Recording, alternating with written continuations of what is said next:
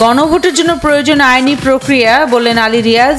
15 থেকে 16 অক্টোবরের মধ্যে সনদ স্বাক্ষর করতে চায় কমিশন। অন্তর্বর্তী সরকারই নির্বাচন করবে, এই নিয়ে কোনো প্রশ্ন নেই, উপদেষ্টা রিজওয়ানার আশ্বাস। বললেন নাহিদের বক্তব্য তার ব্যক্তিগত মত। শুধু ইউরোপীয় ইউনিয়ন নয়, সবাই বাংলাদেশে সুষ্ঠু নির্বাচন চায় বললেন আমির খসরু। ইসিকে দায়িত্ব বুঝিয়ে দেওয়ার আহ্বান।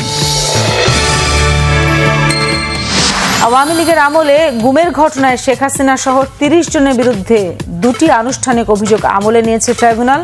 গ্রেফতারি পরোয়ানা জারি। ওয়ার্ল্ড ফুড প্রোগ্রামের গ্লোবাল মিটিংয়ে যোগ দিতে 12 অক্টোবর ইতালির রোম যাচ্ছেন প্রধান উপদেষ্টা ডক্টর মোহাম্মদ ইউনূস। সশস্ত্র প্রক্সি গ্রুপের মাধ্যমে ভারত পার্বত্য চট্টগ্রামে আগ্রাসন চালাচ্ছে, অভিযোগ আমার দেশ সম্পাদক মাহমুদুর রহমানের। জমে উঠেছে চট্টগ্রাম বিশ্ববিদ্যালয় কেন্দ্রীয় ছাত্র সংসদ চাকসু নির্বাচনের প্রচারণা। ছাত্রদল শিবির সমর্থিত প্যানেলের ইশতেহার ঘোষণা আজ। বাংলাদেশের আলোকচিত্রী শহীদুল আলমকে বহনকারী কনসেন্স সহ ত্রাণবাহী আরো কয়েকটি জাহাজ আটকে দিয়েছে ইসরায়েল। সব আরোহী আটক।